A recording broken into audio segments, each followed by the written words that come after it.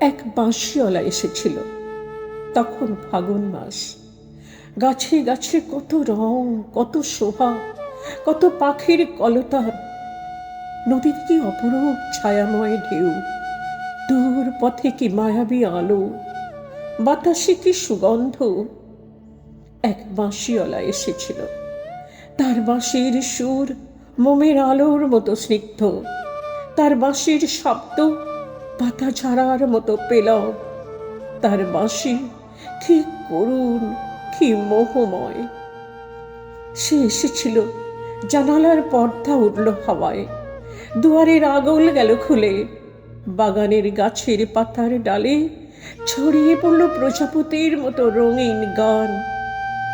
আমার তখন অনেক কাজ, অনেক, ঘর সংসার সমাজ পরিবার দায় দায়িত্ব অনেক অনেক। মনটা আনচান করে উঠল, ভেতর থেকে কি যেন ঠেলা লাগালো, যাও যাও, দেরি করো না। কিন্তু কিন্তু আমার দেরি হয়ে গেল। আমার পুজো, আমার গৃহস্থালী, আমার কর্তব্য, আমার নিত্যদিনের সাথেরও ঝামেলা, আমার দেরি হয়ে গেল। যখন সব সেরে সব চুকিয়ে ছুটে গেলাম বাইরে, বড় দরজাটারও বাইরে, রাঙা ধুলোয় বিষণ্ণ পথে তখন বাঁশিটি পড়েছিল ভাঙা, সুরহীন, স্তব্ধ।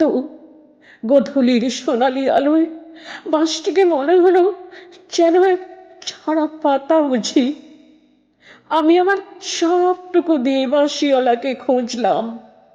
সন্ধ্যা লগনে আকাশে ফুটে ওঠা প্রথম তারাটি বলল, আমি এখানে, আমি এখানে।